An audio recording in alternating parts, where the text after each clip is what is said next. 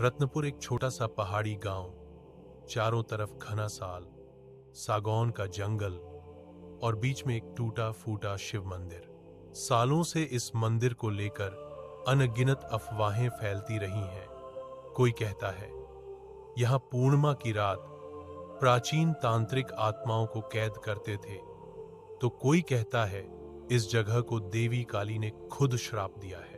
गांव के बुजुर्ग सख्त लहजे में मना करते हैं, कल रात की पूर्णिमा में उस रास्ते मत जाना, नहीं तो तुम्हारा शरीर रहेगा, आत्मा नहीं। इंद्रनील राय शहर का एक युवा तांत्रिक, तंत्र शास्त्र का शोधकर्ता, जो अजीब मंत्रों और अनुष्ठानों पर काम करता है। उसके हाथ एक पुरानी पांडुलिपि लगती है, काली 84 तंत्र, जिसमें एक दुर्लभ क्रिया का वर्णन है जिसके द्वारा मृत की आत्मा को बुलाया जा सकता है और तांत्रिक को असीम शक्ति प्राप्त होती है। पांडुलिपि के अंतिम पृष्ठ पर एक पंक्ति साफ लिखी है, यह साधना केवल रत्नपुर के शिव मंदिर में कल रात की पूर्णिमा पर पूरी होगी।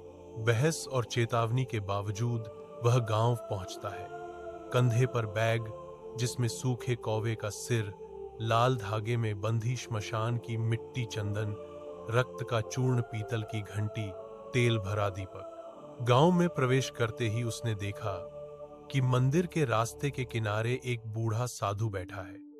साधु ने उसकी ओर देखते हुए कहा, क्या तुम कल रात मंदिर जाओगे? इंद्रनील चौंक गया। आपको कैसे पता चला? साधु बस मुस्कुराकर बोला, जाओ, लेकिन याद रखना, मंत्र शुरू करोगे तो बीच में मत रोकना, वरना जिसे जगाओगे वही तुम्हें ले जाएगा। इसके बाद वह साधु को नजरअंदाज कर आगे बढ़ गया, लेकिन तभी से हवा में एक अजीब ठंडक महसूस होने लगी, जैसे कोई अदृश्य शक्ति उसके पीछे पीछे चल रही हो। रात ठीक 12 बजे, पूर्णिमा का चांद धुंध की चादर में छिपा हुआ।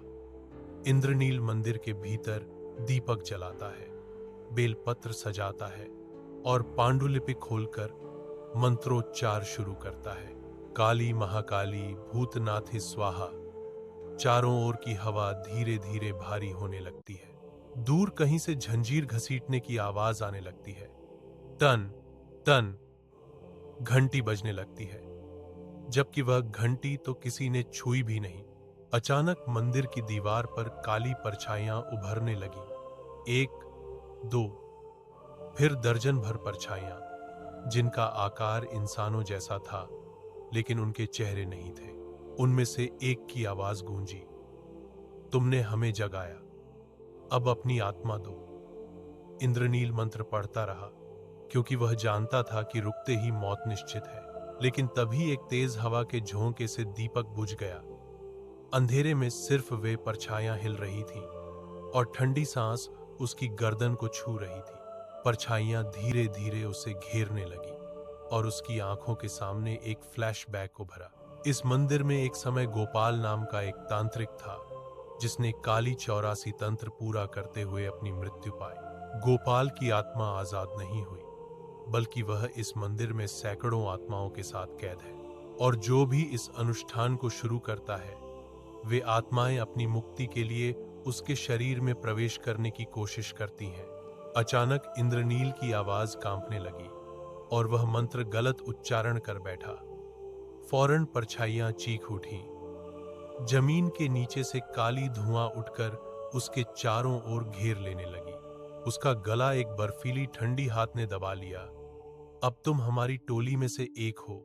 सुबह गांव वाले मंदिर के अंदर खोजते हैं एक सूखे कौवे का सिर, लाल धागा, खुली पांडुलिपि, जिसके आखिरी पन्ने पर खून से लिखा है, मंत्र टूट गया इंद्रनील, वह अब नहीं है।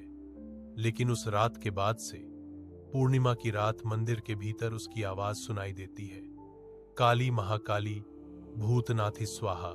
रत्नपुर के लोग अब सिर्फ मंदिर तक नहीं जाते, वे मंदिर की ओर भी नहीं देखते, क्योंकि सब जानते हैं एक दिन ये आत्माएं आजादी मांगेंगी और तब पूरा गांव बन जाएगा तंत्र शक्तियों का कब्रिस्तान।